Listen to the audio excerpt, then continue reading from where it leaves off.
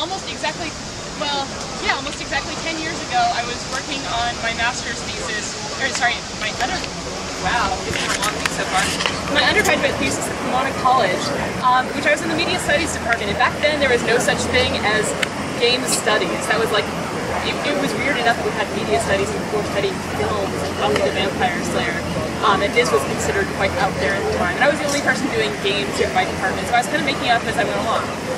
But I ended up, like, just kind of through my own research, coming up with the title for my thesis that was procedural and performative gender in video games, where I had been I'd been doing some reading in feminist theory as part of my media studies degree, and I was really inspired by it and also kind of pushing back against it because the very few things that I could find back in 2003, 2004 on gender in video games all boiled down to Lara Croft has big boobs.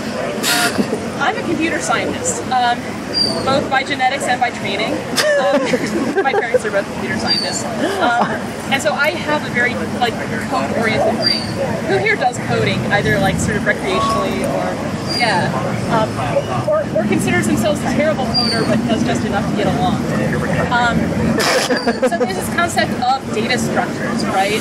Data structures are very the information that we feed to computers has shapes.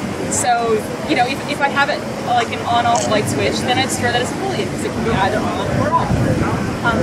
Oh wow, that goes fast. That's fine.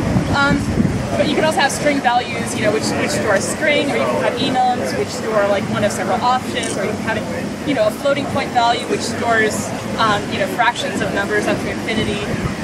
So we're packing the information that we have about our world or about our model of the world in our game into this information.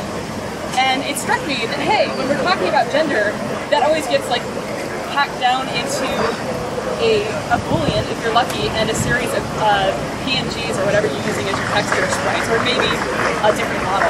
But what other things can we talk about gender when we're talking about actually in the code?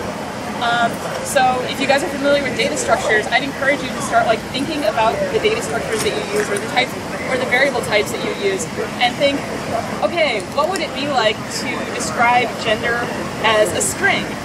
So Facebook does this with your religion. So it's not just a list of, these are the 5 religions that you can pick. And so people have gotten very creative about how they describe their religion on Facebook. I think I'm a zealous agnostic currently, but if you search your friends list, you'll find lots of different ways that they're able to express themselves in ways that are not traditional religious expression.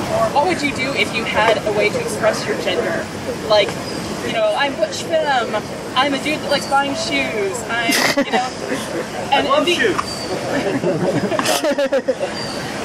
And so there are lots of different ways that you think about storing this, but we're not selling shoes. So this was a thesis that I wrote back in 2004, and so then I got a job, or I got a master's degree. I went and got a job for a few years. I left that job. I came back to my PhD program at UC Santa Cruz, and I'm like, okay, it's time to go look and see what people are doing with gender in video.